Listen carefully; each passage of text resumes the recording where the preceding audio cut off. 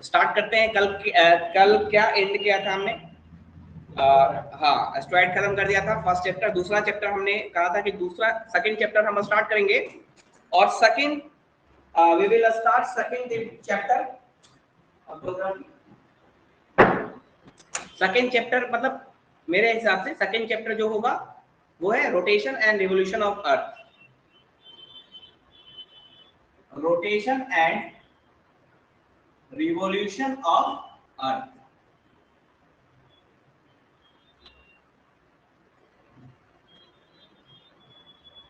ये मैंने इसे सेकंड चैप्टर बनाया है ना? Okay, rotation, we will study rotation and evolution of earth today. We know that earth takes two types of movement, है ना? अर्थ दो तरह का मूवमेंट करती है। मूवमेंट मतलब चाल, है ना? अर्थ दो तरह की मूवमेंट करती है, एक रोटेशन एंड दूसरा रिवोल्यूशन। पहले समझिए इसको। दूसरा क्या करता है? Rotation and revolution. जैसे आप अर्थ है, ये सन है, this is sun. Earth revolve around the sun in elliptical orbit. मैंने कल बताया था, we have already studied earth revolve around the sun in elliptical orbit. So this motion is called revolution. The motion which earth takes, है ना, around elliptical orbit around the sun is called revolution. Revolution means सूर्य के चारों तरफ चक्कर लगाना, है ना, revolve करना। और वन रिवोल्यूशन कंप्लीट करने में कितना टाइम लगता है? 365 डेज एंड 6 आवर।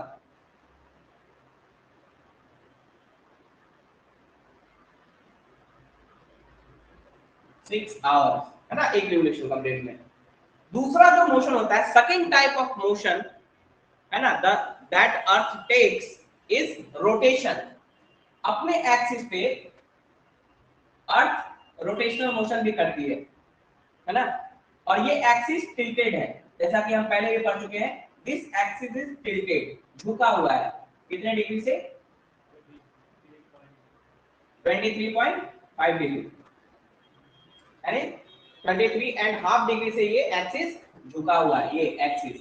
और इसी एक्सिस के अराउंड अर्थ रोटेट करता है, मतलब रिवॉल्व, रोटेट भी कर रहा है अपने एक्सिस पे और रिवॉल्व भी कर रहा है ना? रोटेट भी कर रहा है और रिवॉल्व भी कर रहा है। यानी earth takes two type of motion, rotation around its own axis and revolution around the सन।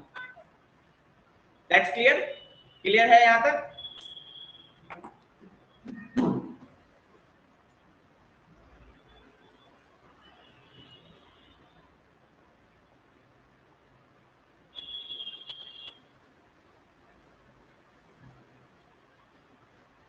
सी,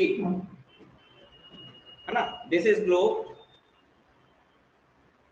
ये एक्सिस है, दिस इज एक्सिस। ये जो आपको दिख रहा है ना, ये एक्सिस है, this is axis around which earth rotate कर रहा है। ये रोटेशन हुआ, घूम रहा है, रोटेशन हुआ। और साथ ही साथ सन के चारों तरफ भी रिवॉल्व कर रहा है ना? मान लीजिए हम सन है ना, सपोज आई एम सन। अर्थ सन के चारों तरफ घूम भी रहा है और रोटेट भी कर रहा है। समझ में आया? क्लियर? अर्थ सन के चारों तरफ रिवॉल्व भी कर रहा है, तो उस मोशन को क्या बोलेंगे? रिवोल्यूशन, जो सन के चारों तरफ हो रहा है ना?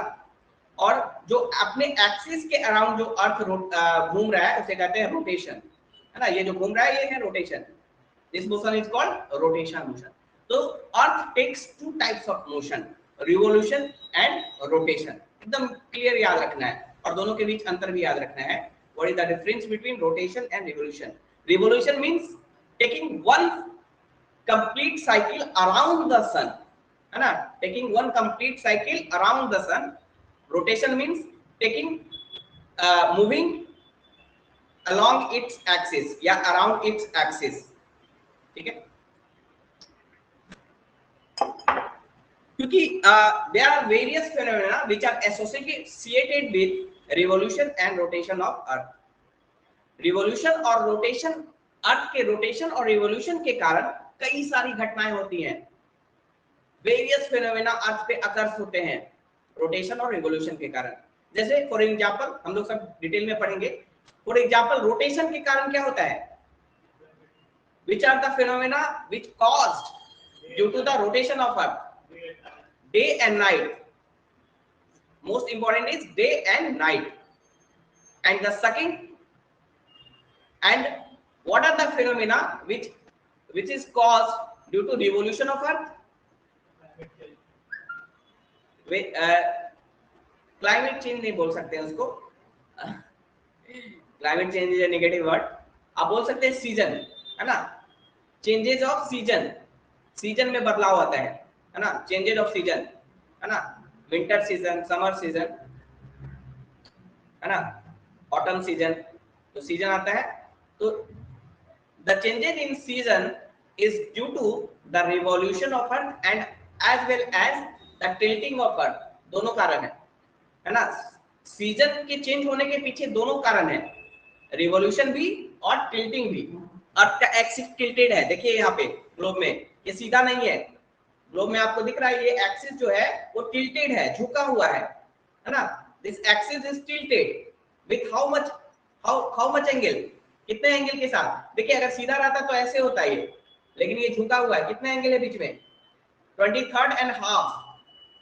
अगर सीधा होता है तो ये एक्सिस सीधा होता है ऐसे, लेकिन एक्सिस कैसा है? झुका हुआ है, टिल्टेड है, कितने एंगल के साथ?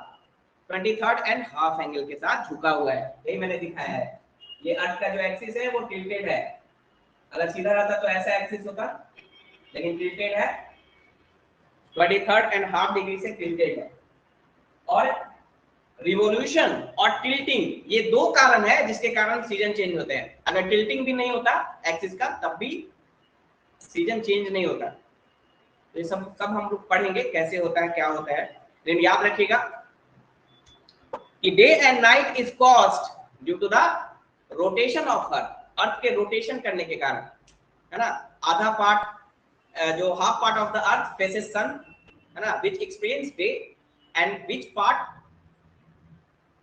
which is opposite side that of the sun is explains night। तो 12 आवर्स का डे और 12 आवर का नाइट होगा। क्लियर है? अभी तक कोई दिक्कत नहीं हुआ?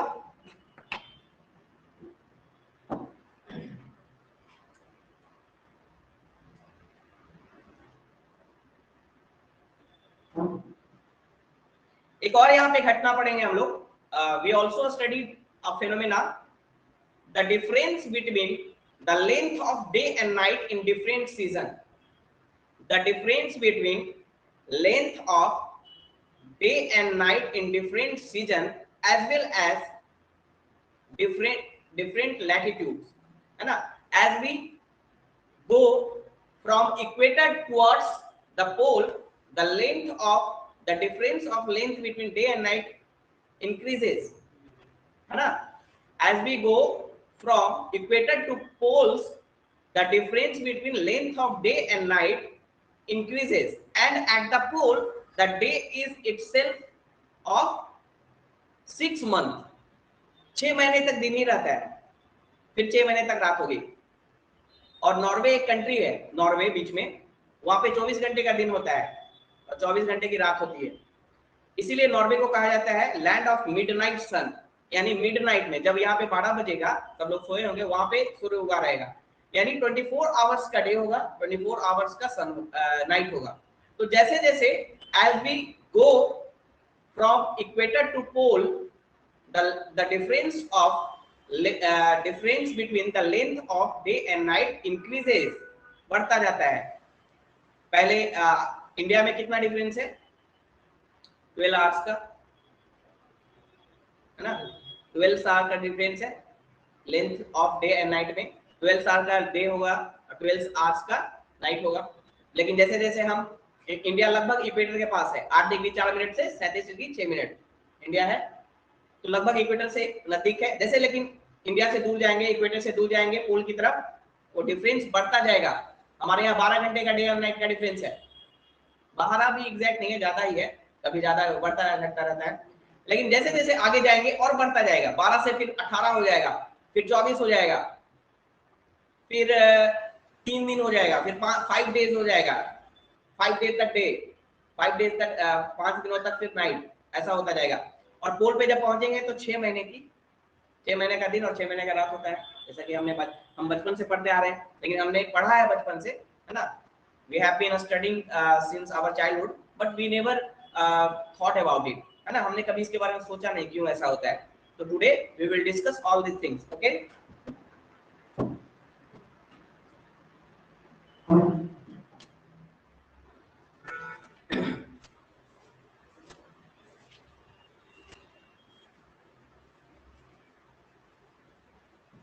Okay.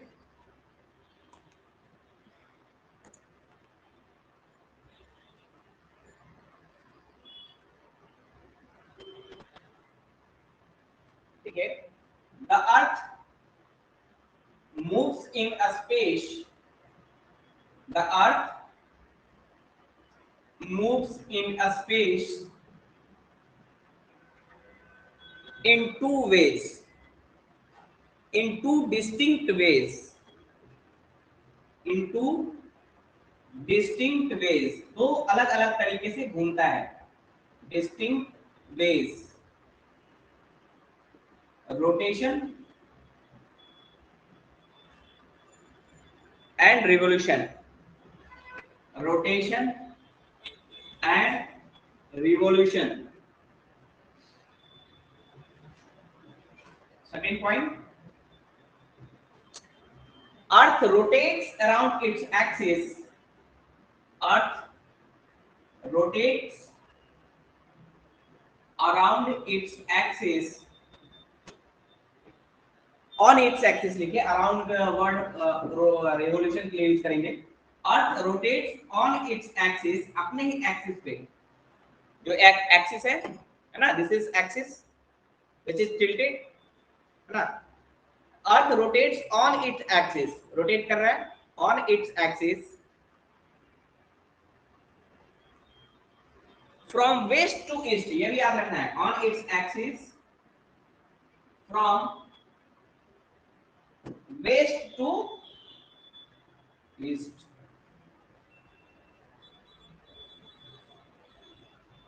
once in every 24 hours, once in every 24 hours,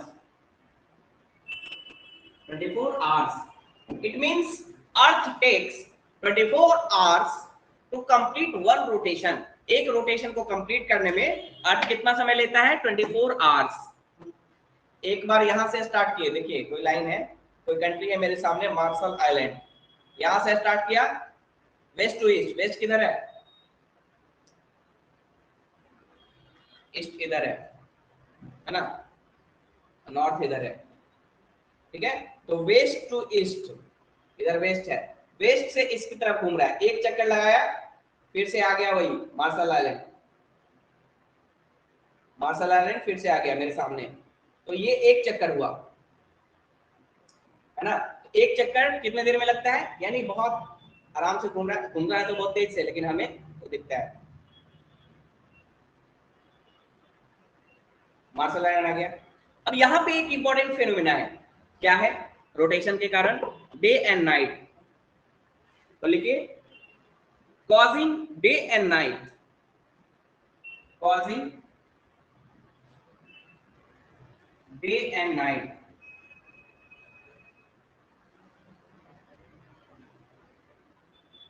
causing day and night.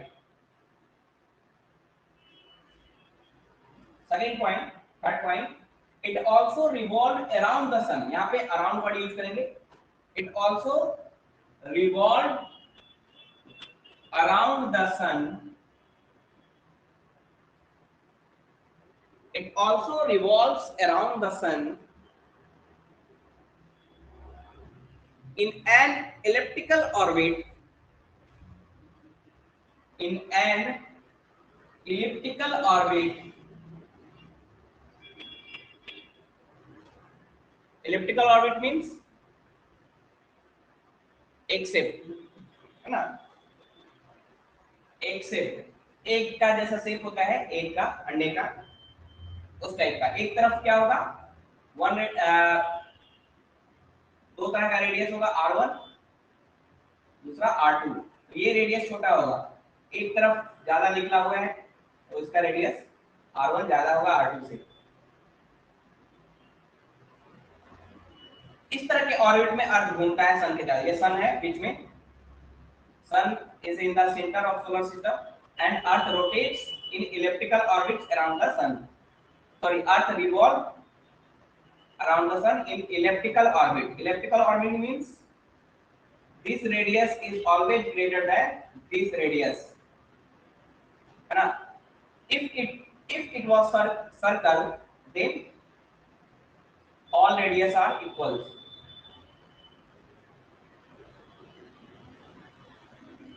But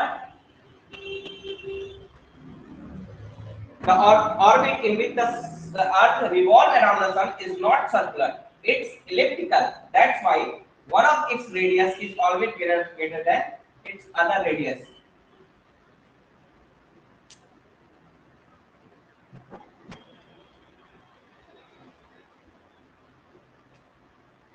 It also revolves around the sun in an elliptical orbit once in every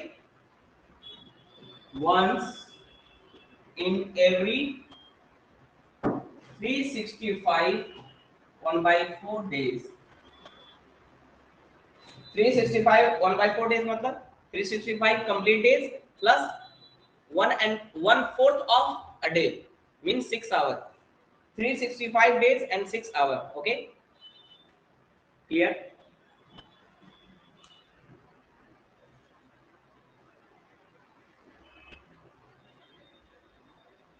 okay, अब यहाँ पे एक कंसेप्ट है, पहले इसको समझ लिया फिर लिखेंगे।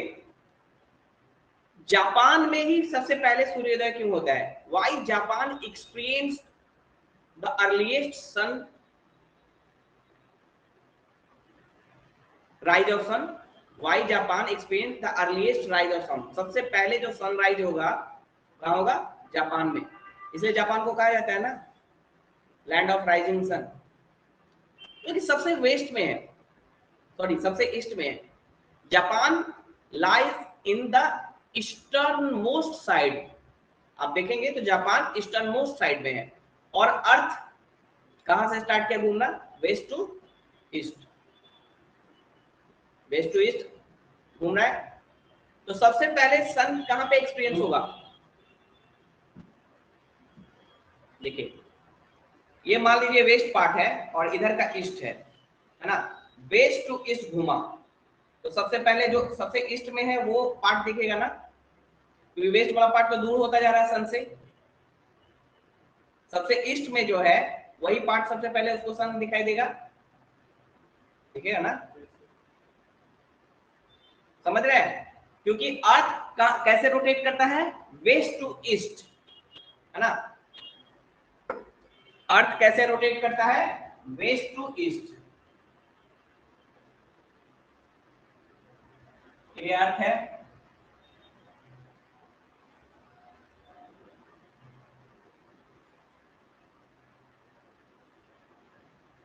इधर मान लीजिए कहीं होगा जापान, है ना? कैसे घूम रहा है? इधर वेस्ट है और इधर ईस्ट है, इधर यहाँ पे जापान है कहीं, वेस्ट टू ईस्ट घूम रहा है ना? वेस्ट टू ईस्ट घूम रहा है तो वेस्ट वाला पार्ट तो सन की तरफ से हट गया, ईस्ट जो सबसे ईस्ट में है वो सबसे पहले दिखाई देगा। Japan is lies in the eastern most part of the world, that's why Japan experience the earliest sunrise. Okay, since the earth rotates from west to east, the easternmost part experiences the earliest sunrise, and Japan is the easternmost part of the world on the map. That's why it experienced the earliest sunrise. Okay, or as we move from east to west, है ना? As we move from east to west, the sunrise delays, है ना? जैसे India में Japan के बाद होगा sunrise, फिर इंडिया से बाद में जो वेस्टर्न कंट्री है वहां तो और भी बाद में होगा ना। तो बाद में हम लोग पढ़ेंगे इंटरनेशनल जो हमारा जो टाइम जोन है उसी के हिसाब से सेट है। टाइम जोन जो हमारा है, जो लॉन्गिट्यूड में जो टाइम जोन होता है 0 डिग्री लॉन्गिट्यूड को प्राइम मेरिडियन बोलते हैं, है ना। वहां से टाइम डिसाइड किया जाता है प्राइम मेरिडियन से, है ना। Time is decided with respect to the prime meridian 0 degree longitude which is situated in the London। वहां से टाइम को, यानी प्राइम मेरिडियन से जो लंदन में है वहां से जो ईस्ट में होंगे वहां पे टाइम क्या होगा, टाइम क्या होगा वहां पे। हाँ, लंदन से अगर वेस्ट जो ईस्ट में है वहां पे टाइम आगे होगा या पीछे होगा, वहां वो टाइम आगे होगा क्योंकि वहां सनराइज पहले ही हो गया होगा। लंदन में अभी सनराइज है, लेकिन जो ईस्ट में, लंदन के ईस्ट में जो कंट्रीज होंगे वहां पहले ही सनराइज हो गया होगा क्योंकि ईस्ट वाले में पहले सनराइज होता है, यानी वहां पे टाइम ज्यादा हुआ होगा। जैसे लंदन में अगर 5 बज रहा है, 5 बजे 5 का सुबह बज रहा है 5 o'clock in morning, then in India it will be 10:30, 5.5 hour से 1 डिग्री पे 4 मिनट का गेन होता है, वो पढ़ाएंगे हम लोग। 1 मिनट पे ईस्ट की तरफ जाएंगे तो 4 मिनट का गेन होगा, और वेस्ट की तरफ जाएंगे लंदन से तो 4 मिनट का लॉस होगा। तो इंडिया में, इंडिया चूंकि 82.5 डिग्री अहेड है लंदन से, तो अगर उसको हम कैलकुलेट करते हैं तो कितना आता है 5.5 आवर। तो 5.5 आवर इंडिया अहेड रहेगा। जो भी कंट्री ईस्ट में होंगे लंदन से वहां पे सनराइज पहले होगा, और यही कारण है कि वहां टाइम अहेड चलेगा, वो लंदन के टाइम से अहेड चलेगा। और चूंकि हम लोग रेफरेंस कहां से ले रहे हैं, लंदन में जो हमारा जो क्लॉक लगा हुआ है वहां से, है ना, वही हमारा प्राइम मेरिडियन है, वही हमारा टाइम जोन है, पूरा वर्ल्ड उसी को फॉलो करता है, उसी के हिसाब से। तो जब हम लोग लॉन्गिट्यूड पढ़ेंगे तो वहां पढ़ेंगे। अभी के फिलहाल के लिए यही याद रखना है कि those country which lies in the eastern part experiences sunrise earlier. जो सबसे अर्ली ईस्टर्न पार्ट में होगा उस वहां पे सबसे पहले सनराइज होगा, है ना। जो वेस्टर्न में होगा सबसे लास्ट में ये होगा, बस इतना याद रखना है। ये क्यों हो रहा है, क्योंकि अर्थ रोटेट करता है west to east. Earth rotates on its own axis from west to east. That's why the country which lies in the easternmost longitude experience sunrise first, earliest sunrise. Earliest sunrise, and it is called land of rising sun. Okay, तो लिखिए when the earth, next point,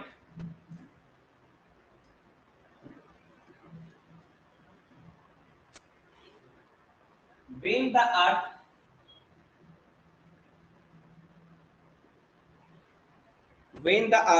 rotates on its own axis। पहले rotation के बारे में देख लेते हैं, है ना। रोटेशन के बारे में पढ़ लेते हैं। First we will study rotation, about rotation. when the earth rotates on its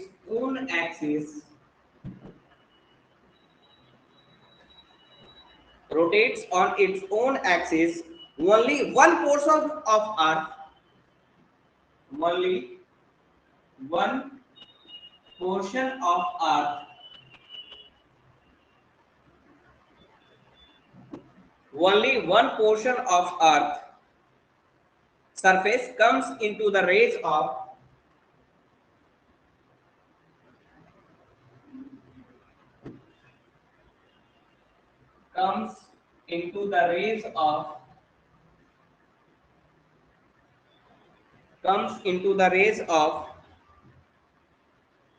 the sun and experiences daylight of the sun and experiences daylight। जहां जहां सन का लाइट पहुंचेगा, सन तो कभी डूबता नहीं है ना, सन नेवर सेट, है ना। बोलते हैं ना सूर्य डूब गया, सूर्य डूब नहीं गया, हम अर्थ ऐसा घूम रहा है कि हम लोग सन के अपोजिट साइड में चले गए, सन का लाइट हमें नहीं पहुंचने लगा। सन तो अपनी जगह पे है, सन तो अपनी जगह पे है ना, अर्थ घूम रहा है, अर्थ रोटेट कर रहा है, सन फिक्स एट इट्स पोजीशन, है ना, वो फिक्स है अपने पोजीशन पे, बस अर्थ रोटेट कर रहा है ना। तो ये सन है और ये अर्थ रोटेट कर रहा है। तो पहले हम लोग सन के लाइट हमारे तक पहुंच रहा था, शाम आते आते 12 घंटे में क्या हुआ कि हम लोग 12 घंटे में घूमते घूमते in 12 hour we will placed away from the sun, है ना। तो हम लोग दूसरे साइड चले गए, सन के दूसरे साइड चले गए, तो हम हमारे पार्ट तक सन नहीं आने लगा, और नहीं आने लगा तो हमने क्या बोल दिया, नाइट हो गया, सन डूब गया, है ना, सनसेट। ऐसा पहले बोला जाता था, उसी को अभी हम लोग फॉलो करते आ रहे हैं, सन नेवर सेट, है ना। जैसे सन है अगर, है ना, यहाँ पे मान लीजिए ये बोर्ड है, इसको सन मान लीजिए, इस बोर्ड को सन मान लीजिए, और जो पार्ट, जो अर्थ का जो पार्ट लगभग हाफ पार्ट 12 घंटे तक, हाफ पार्ट 12 घंटे तक सन की तरफ रहेगा, अर्थ का लगभग हाफ पार्ट 12 घंटे तक सन की तरफ रहेगा, और 24 घंटे में एक चक्कर लगाता है, तो 12 घंटे में क्या होगा, आधा चक्कर तो लगा देगा, है ना। तो आधा पार्ट 12 घंटे के बाद क्या होगा, आधा पार्ट सन से दूर चला जाएगा, और आधा पार्ट फिर जो दूर था वो सामने आ जाएगा। इसीलिए जो पार्ट दूर चला गया वहां नाइट हो गया 12 घंटे के लिए, और जो पार्ट सन की तरफ है वहां पे डे हो गया, यही होता है। लेकिन ये कहाँ पे होता है 24 घंटे वाला, ये इक्वेटर और उसके आसपास ट्रॉपिकल रीजन में, है ना, ट्रॉपिकल रीजन में। बाकी आगे जाएंगे तो और बहुत दिनों तक डे और नाइट रहता है, उसका कारण हम लोग देखेंगे क्यों ऐसा है। ठीक है, तो अभी तक यहाँ समझ में आ गया कि when the earth rotates on its own axis only one portion of earth, एक ही पोर्शन, कोई एक पोर्शन सन के सामने होगा, comes into the rays of the sun and experience daylight. The other portion which is away from the sun rays, the other portion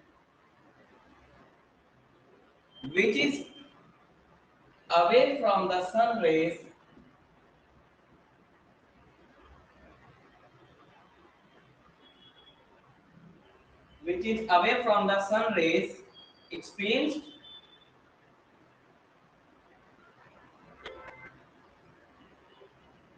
experienced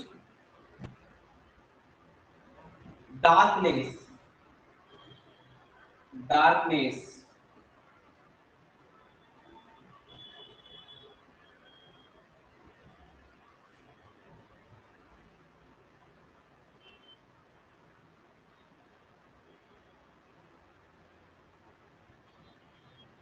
ठीक है, darkness.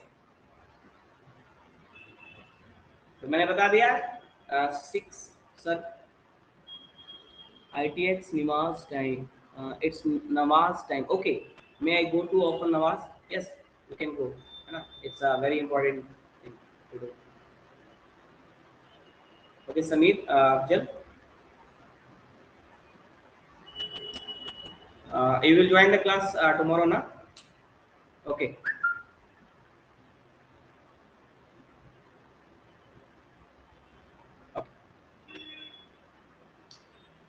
आगे लिखेंगे हम लोग,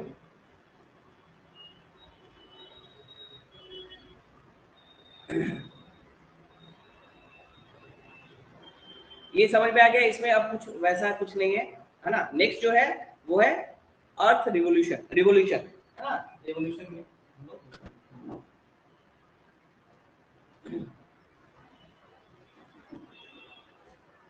रिवोल्यूशन,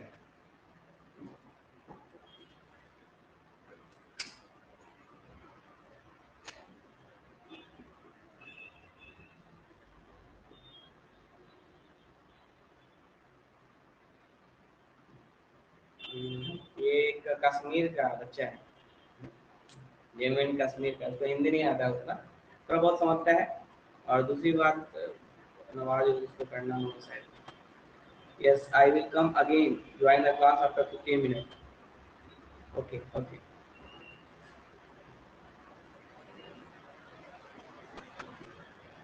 ठीक है, तो नेक्स्ट है रिवोल्यूशन। रिवोल्यूशन क्या है? When the earth revolves around the sun, when the earth revolves around the sun,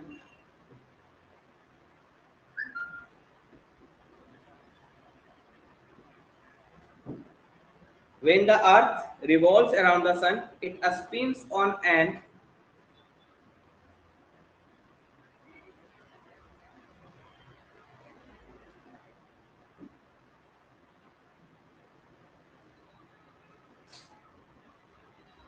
it spins on it spins on an elliptical orbit.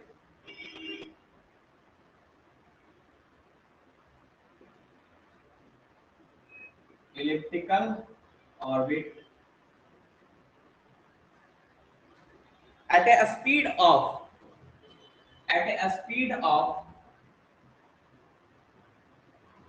18.5 miles per second.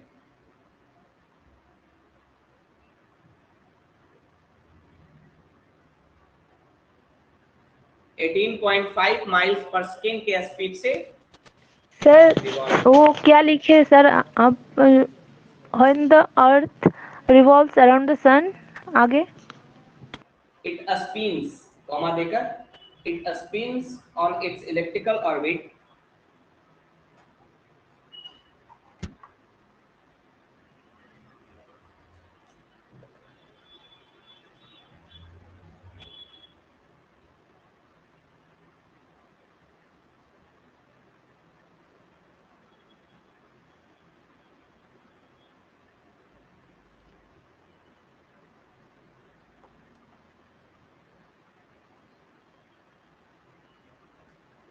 it spin on its elliptical orbit at a speed of 18.5 miles per second. और इसको अगर metre per our में निकालें, metre per our क्यों ऐसे ही ऐसे लिख लीजिए, मीटर पर आवर में अगर इसको लिखें और तो 66,600 metre per hour, MPH, metre per hour. और इसको अगर किलोमीटर पर आवर में निकाल सकते हैं, कितना हो जाएगा?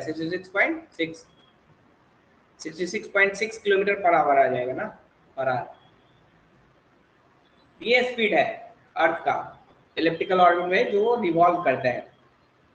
वन कंप्लीट रिवोल्यूशन टेक्स, वो लिख ही चुके हैं, बार बार एक ही चीज को क्यों लिखें? सर देखिए क्या लिखे हैं? 66,600 नहीं आ रहा है क्या? दिख रहा है थोड़ा सा अनक्लियर है, कुछ कहीं कहीं।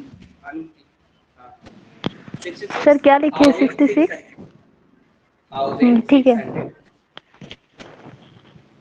मीटर पर आवर, ठीक है, ओके। अब देखिए यहां पे क्या है, यहां पे आगे लिखिए, it is not possible to show, it is not, ये लिखना पड़ेगा, इट टेक्स, अब ये कंप्लीट सेंटेंस होगा, 365 1/4 days to complete one revolution.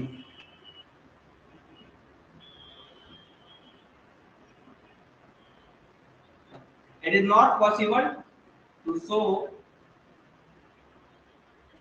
1/4 जो बचा हुआ है उसको कैलेंडर में शो करना पॉसिबल नहीं है। कैलेंडर में a quarter of a day है ना, एक कैलेंडर में आप एक साल दिखाते हैं, उसमें एक साल में आपको 365 डेज आपको दिखा सकते हैं आप, लेकिन 1/4 डे कहां दिखाएंगे? तो it is not possible to show 1/4 of या quarter of one day, quarter of one day in a calendar. इसलिए हमने क्या किया है, उसको छोड़ते जा रहे हैं और हर 4 साल पे एक लीप ईयर ले लेते हैं, तो 1/4 × 4 कितना हो जाता है? 1 एक कंप्लीट डे आ जाता है, और हर लीप ईयर में हम एक एक्स्ट्रा दिन ले लेते हैं, 366 डे है ना। जनरली वो फरवरी में होता है, 29 फरवरी का वो दिन होगा है ना। ऐसे जनरली 28 28 दिन का फरवरी होता है, और लीप ईयर में हम 29 फरवरी को ले लेते हैं। तो 1/4 जो बचा हुआ है, ऐसे 1 ईयर में हम कितना लेते हैं 365, तो 1/4 जो डेज बचा हुआ है यानी 6 आवर जो बचा हुआ है तो छोड़ते जाते हैं। हर 4 साल पे क्या करते हैं 4 से गुना करेंगे तो वो 1 डेज निकल के आएगा एक्स्ट्रा। उस एक्स्ट्रा 1 डेज को कब लेते हैं लीप ईयर में, इसीलिए लीप ईयर में एक एक्स्ट्रा डे लिया जाता है ना। Not possible to show a quarter days in a calendar. A normal year is taken to be 365 days. A normal year is taken to be 365 days. 365 days, and an extra day is added, and an extra day is added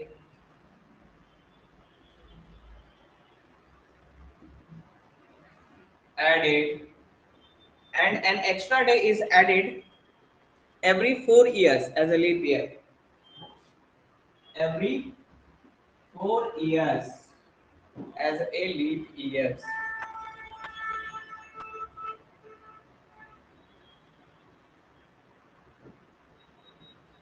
okay, clear यहाँ तक?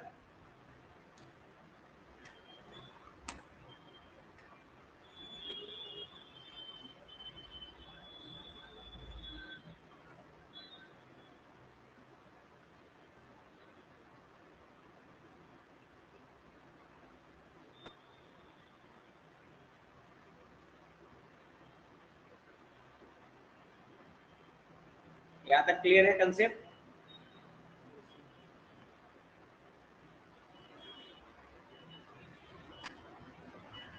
Conceptual subject है geography, economics, पूरा concept है।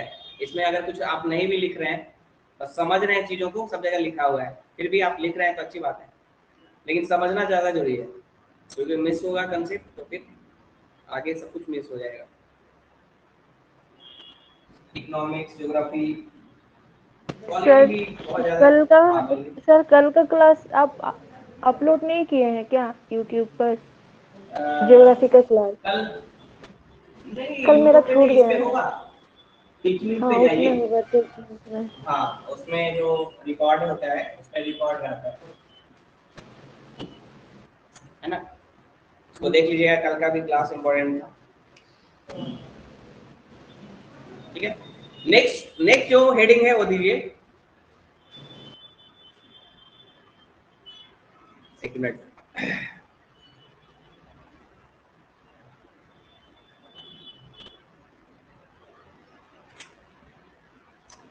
अब अर्थ के revolution के कारण क्या होता है ना,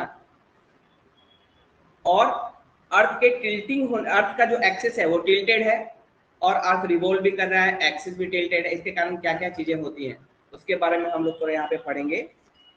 तो कौन कौन सी घटनाएं होती हैं, तो इसमें हेडिंग दीजिए आप लोग, ठीक है, तो बड़ा टॉपिक नहीं है। Varying length of days and night,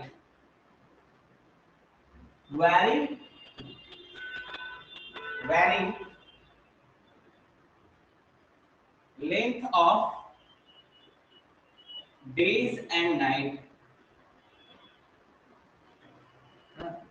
As I have already told you that the length of day and night varies season wise, and as well as from when we move from equator to pole, the difference between the length of day and night increases, है ना, vary कर रहा है, यानी longitude wise भी vary कर रहा है जो लेंथ है डे और नाइट का, और सीजन वाइज भी वैरी कर रहा है। किस तरह से वेरिएशन हो रहा है, दो तरीके से, एक सीजन वाइज, जैसे आपने एक्सपीरियंस किया होगा विंटर में, अभी का टाइम जैसे धीरे धीरे विंटर की तरफ हम लोग बढ़ रहे हैं, तो जो लेंथ है डे का वो कम हो रहा है कि नहीं हो रहा है।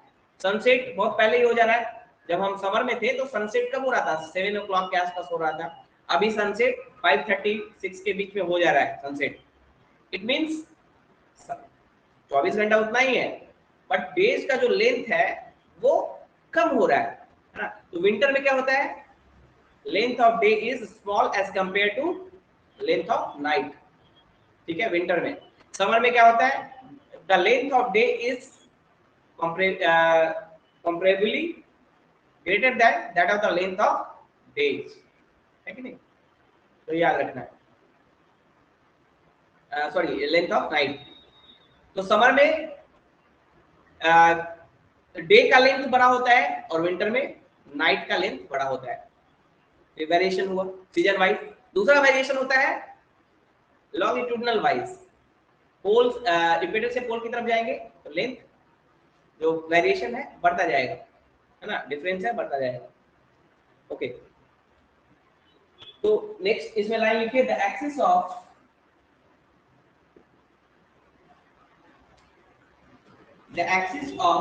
अर्थ इज tilted कितने डिग्री से, 22.5 डिग्री से, इज tilted या inclined, is inclined लिख लीजिए, is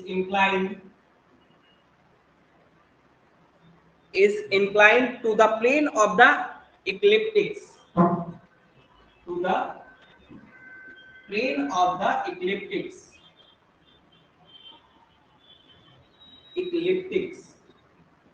समझिए इस चीज को, plane of the ecliptics। ecliptics है क्या, ecliptics वह प्लेन है, the plane in which earth revolves around the sun, orbit around the sun या revolve around the sun, एक ही बात हुआ, orbit around the sun।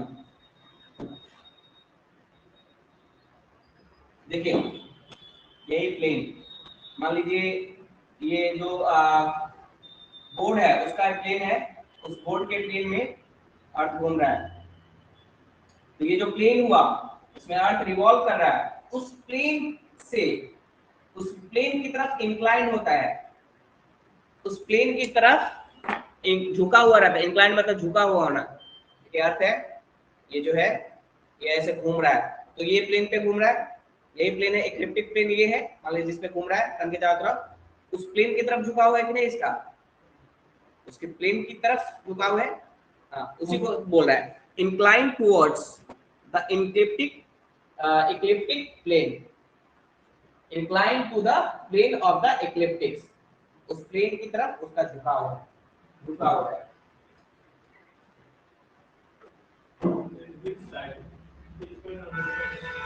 Eastern या वेस्टर्न ऐसे कैसे बता सकते हैं, ईस्टर्न वेस्टर्न तो खुद इसी के रिस्पेक्ट में हम बताते हैं ना। तो देखिए ऐसे घूम रहा है, ऐसे ये बोल रहे हैं कि इधर झुका हुआ है, तो ये तो बदलेगा नहीं, बदलेगा ये ऐसे रहेगा हमेशा। ये इधर आया तो झुका हुआ साइड सन की तरफ नहीं आएगा, कभी आएगा, हाँ तो झुका हुआ साइड कभी सन की तरफ होगा, झुका हुआ साइड कभी सन से अपोजिट होगा, यही तो खेल है पूरा।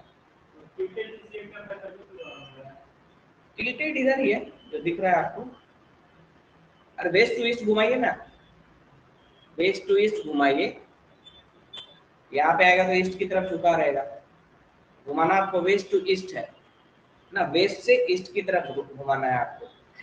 रिवोल्यूशन भी वेस्ट टू ईस्ट करता है, रोटेशन भी वेस्ट टू ईस्ट करता है ना, कहते हैं ना रिवोल्यूशन सिर्फ दो ही प्लैनेट है जो रिवोल्यूशन ईस्ट टू वेस्ट करते हैं, बाकी सारे planet west to east revolve करते हैं। ऐसे ये मान लीजिए सन है, यहाँ वेस्ट टू ईस्ट घुमा रहे हैं, वेस्ट टू ईस्ट की तरफ घुमा रहे हैं, तो इधर अभी झुका हुआ है, फिर जब आएगा तो यहाँ पे आए, यहाँ पे सन की तरफ आ जाएगा, ये फेस होगा जो झुका हुआ पार्ट है।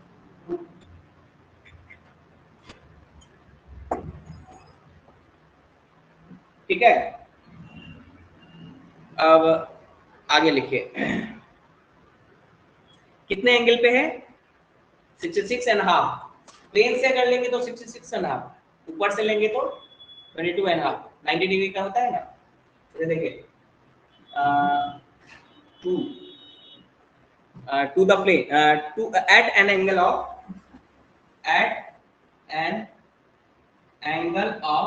66.5 दोनों मिला के 90 होना चाहिए। देखिए ये अर्थ का ये तो प्लेन की तरफ इंक्लाइंड है ना, प्लेन की तरफ इंक्लाइंड है कितना से, यानी ये मान लीजिए प्लेन है, ये प्लेन है, इसी में घूम रहा है ना, प्लेन से 66.5 डिग्री है प्लेन से, और परपेंडिकुलर से कितना हो जाएगा, पोल से कितना हो जाएगा, परपेंडिकुलर से 23.5 ये हो जाएगा, ये हाफ इसमें जोड़ेंगे तो 60 से 23.5 डिग्री। तो ये याद रखिए, बहुत लोग इसमें कंफ्यूज हो जाते हैं, प्लेन से, इस प्लेन पे घूम रहा है, उस प्लेन से 66.5 डिग्री की तरफ झुका हुआ है ना, टू द प्लेन। देखिए ना यहाँ पे आपको पता चलेगा, ये ऐसा अर्थ झुका हुआ है, इसका एक्सिस ये वाला, तो ये अगर ये लाइन ले, ये प्लेन का लाइन है ना, यहाँ से ज्यादा एंगल दिख रहा है ना, लेकिन यहाँ से कम एंगल दिख रहा है 23.5, यहाँ से 23.5 एंगल आपको दिख रहा है ना, और यहाँ से आपको 66.5 दिख रहा है, ये प्लेन वाला लाइन है, यहाँ से 66.5 6.5।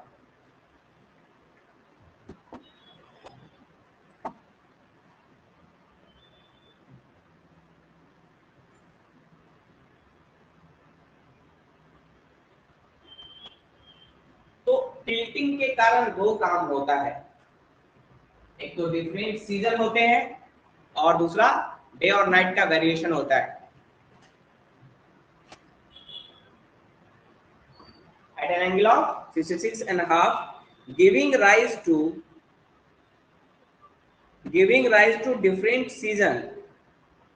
इसके कारण क्या होता है, गिविंग राइज टू, लेकिन सीजन होने में सिर्फ यही फैक्टर नहीं है, सीजन होने में दो फैक्टर है, हाँ, लेकिन यहाँ पे ये भी factor, at an angle of 66.5 giving rise to different season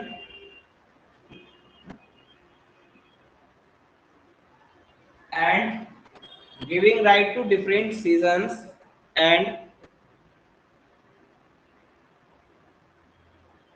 varying length of day and night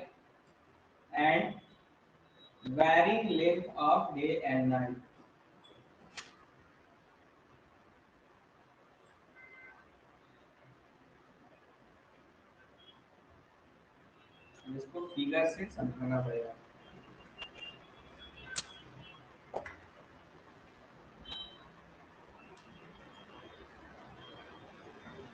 तो दो टिल्टिंग होने के कारण दो चीजें होती हैं, सीजन का होना और डे एंड नाइट का वेरिएशन, लेकिन सीजन का होना सिर्फ टिल्टिंग के कारण नहीं है, रिवॉल्यूशन के कारण भी है।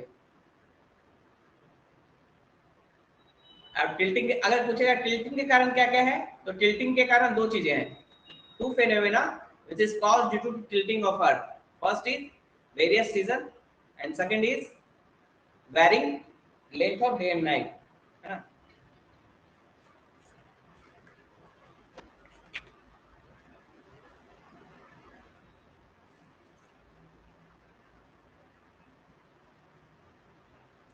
तो ये अगले क्लास में बहुत है, क्योंकि इस क्लास में कंप्लीट नहीं कर पाएंगे और बीच में नहीं छोड़ना चाहते हैं, फिगर बना के थोड़ा सा आपको समझाना होगा, है ना, फिगर बना के बहुत अच्छे तरीके से फिर बताएंगे कि कैसे ये बदलता है सीजन, कैसे डे एंड नाइट वेरी करता है और कहाँ पे डे मैक्सिमम हो जाता है, आपको पता है ना, थोड़ा सा शॉर्ट में समझा देते हैं, अगले क्लास में पूरा फिगर बना के आपको डायग्राम से समझाएंगे कि कैसे होता है।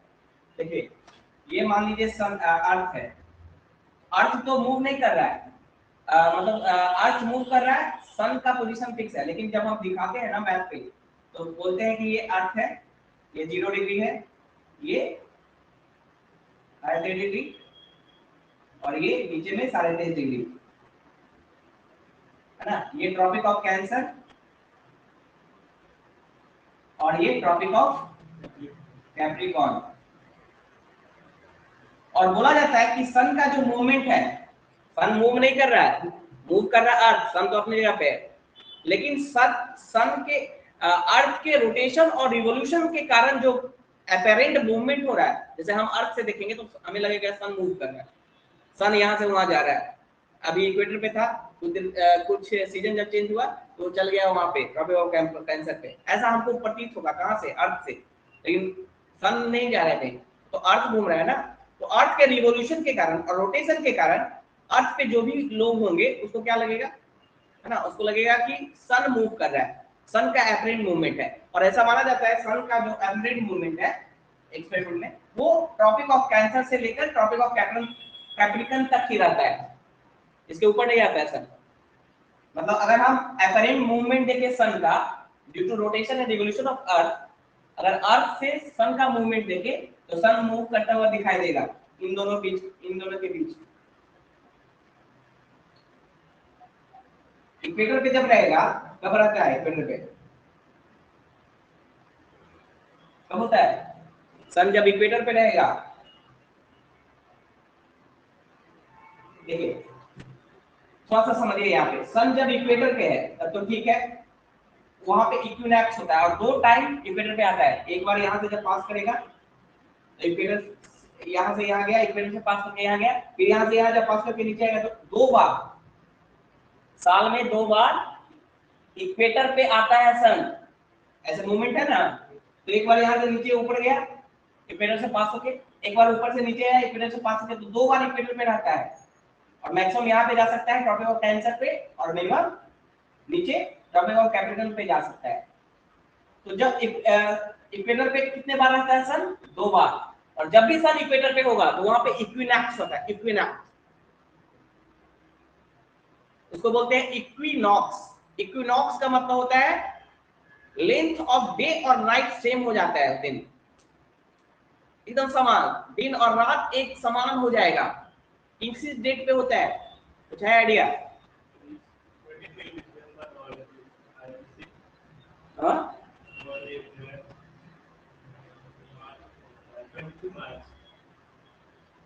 22 मार्च को, हाँ। Equinox equal days night, equinox नहीं 21 जून और दिसंबर 22 दिसंबर, नहीं 22 दिसंबर नहीं है, 21 जून और सितंबर में होगा। 21 मार्च और 21 सितंबर, जून में तो वो 21 मार्च और 21 सितंबर, 21 मार्च और 21 सितंबर, दोनों 21 है, याद रखिए। इन दोनों दिन डे और नाइट इक्वल लेंथ का होता है, इसलिए उसे इक्विनॉक्स बोलते हैं। इक्विनॉक्स मतलब equal length of day and night. और ये कब कब होता है? 21 मार्च और 21 सितंबर को। अब देखिए इसको ध्यान दीजिए, यहाँ पे 21 को क्या हो रहा है, 21 मार्च से लेके चलते हैं।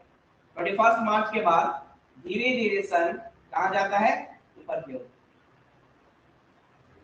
जब ऊपर की ओर जाएगा सन तो नॉर्दर्न हेमिस्फीयर में समर आने लगता है। 21 मार्च के बाद गर्मी स्टार्ट होता है कि नहीं? समर आता है। लेकिन साउदर्न हेमिस्फीयर में क्या होता है? विंटर। क्योंकि सन दूर चला गया। 21 मार्च के बाद सन किधर जा रहा है? ऐसे होता है। 21 मार्च के बाद सन का एपरेंट मोशन ऐसे होता है ऊपर की तरफ। 21 मार्च के बाद इक्विनॉक्स, 21 मार्च को इक्वेटर पे होगा, इक्विनॉक्स होगा, डे एंड नाइट सेम होंगे। लेकिन 21 मार्च के बाद सन कहां जाने लगता है? ऊपर की ओर, नॉर्दर्न हेमिस्फीयर में। मैक्सिमम वो ट्रॉपिक ऑफ कैंसर तक ही जाएगा। लेकिन इधर होना जाता है तो नॉर्दर्न हेमिस्फीयर में समर आता है। जैसे इंडिया में नॉर्दर्न हेमिस्फीयर में है तो हम क्या एक्सपीरियंस करते हैं? समर। और साउदर्न हेमिस्फीयर में उसी समय विंटर आना स्टार्ट हो जाता है ना, विंटर। और समर आता है तो डे और नाइट क्यों ज्यादा हो जाता है? डे का लेंथ बढ़ेगा। डे का लेंथ क्यों बढ़ेगा? क्योंकि सन अभी नॉर्दर्न हेमिस्फीयर में है। इसका जो रेज है वो लंबे समय तक किसी भी पार्ट पे पहुंचेगा। नॉर्दर्न हेमिस्फीयर के किसी भी कंट्री तक लंबे समय तक इसका रेज पहुंचेगा, क्योंकि सन खुद ही नॉर्दर्न हेमिस्फीयर में है अभी, इसलिए डे लंबा हो जाता है। समझ में आया कारण क्या है? समर में सन कहाँ होता है? जो अपरेंट मोशन है, जो अर्थ से देखेंगे तो अपरेंट मोशन हमें कहाँ दिखेगा सन का? नॉर्दर्न हेमिस्फीयर में। 21 मार्च के बाद यानी समर आ जाता है नॉर्दर्न हेमिस्फीयर में, तो हमें क्या लगेगा? हमें फिर क्या होगा? क्योंकि समर है तो समर में सन कहाँ है? नॉर्दर्न हेमिस्फीयर में। तो नॉर्दर्न हेमिस्फीयर में जो भी कंट्री होंगे वहां पे लंबे समय तक सन का रेज पहुंचेगा। नजदीक है सन, उसका रेज ज्यादा दूर तक देर तक रहेगा, इसलिए डे ज्यादा हो जाता है, सनसेट लेट से होता है। लेकिन उसी तरह उसी समय साउदर्न हेमिस्फीयर में क्या है, विंटर है, और विंटर में क्योंकि साउदर्न हेमिस्फीयर विंटर है, साउदर्न हेमिस्फीयर में सन है नहीं, सन गया है नॉर्दर्न हेमिस्फीयर घूमने, तो साउदर्न हेमिस्फीयर में सन है नहीं, तो उसका दूर चला गया, तो दूर से कोई रेज आता है तो कम ही समय तक आपके पास रहता है ना, थोड़ा सा पोजीशन चेंज हुआ रेज खत्म हो जाता है। दूर से टॉर्च का लाइट आ रहा है, ज्यादा देर तक तो रहेगा नहीं, आप थोड़ा सा आगे बढ़ेंगे, उससे दूर जाएंगे तो आपसे वो दूर चला जाएगा, होगा कि नहीं। इसीलिए विंटर में साउदर्न हेमिस्फीयर में उस समय क्या होगा, डे छोटा हो जाएगा, समझ रहे हैं, यही कारण है। इसी को हम लोग अगले क्लास में फिगर से समझेंगे कि कैसे टिल्टिंग होने के कारण ये हो रहा है, अगर टिल्टिंग नहीं होता तो ये नहीं होता। अब देखिए एक और चीज, फिर यहाँ पे मैक्सिमम कब पहुंचता है, और जैसे जैसे आगे बढ़ेंगे डेज का लेंथ बढ़ता जाएगा कि नहीं, जैसे जैसे सन आगे बढ़ेगा आगे के लॉन्गिट्यूड में डेज का लेंथ बढ़ता जाएगा, और बढ़ता जाएगा, बढ़ते बढ़ते यहाँ पे आ जाएगा, यहाँ पे मैक्सिमम डेज का लेंथ होगा, और इसको कहते हैं, ये कब पहुंचेगा, 21 जून, 21 जून को सन यहाँ पहुंच जाएगा। 21 मार्च से स्टार्ट किया इक्वेटर से, 21 जून को ट्रॉपिक ऑफ कैंसर पे पहुंच जाएगा, है ना। इसको कहा जाता है समर, क्योंकि नॉर्दर्न हेमिस्फीयर में समर है और नॉर्दर्न हेमिस्फीयर में भी सन है, तो इसको क्या बोलेंगे, समर सॉलिस्टिस, समर सॉलिस्टिस। 21 जून को क्या बोलेंगे, समर सॉलिस्टिस। सबसे बड़ा दिन बोलते हैं ना, सबसे बड़ा दिन है, नहीं बोलते हैं, सबसे बड़ा दिन है, क्योंकि सन भाई घूम ही रहा है अभी, और जैसे जैसे हम लॉन्ग आगे की तरफ जाते हैं समर जो है वो बड़ा दिन ज्यादा होता जाएगा, डिफरेंस ज्यादा क्रिएट होता जाएगा, इसलिए समर सोलिस्टिस। फिर 21 जून के बाद फिर लौटना स्टार्ट कर देता है, लौट के फिर कब आता है इक्वेटर पे, 21 सितंबर को, और फिर ये नीचे की तरफ जाता है, नीचे की तरफ यहाँ पे पहुंचता है ट्रॉपिक ऑफ कैप्रिकॉर्न पे, कब, तीनों 21 ही है, एक सिर्फ 23 है ना, 22 दिसंबर को, एक 22 है, 22 दिसंबर को,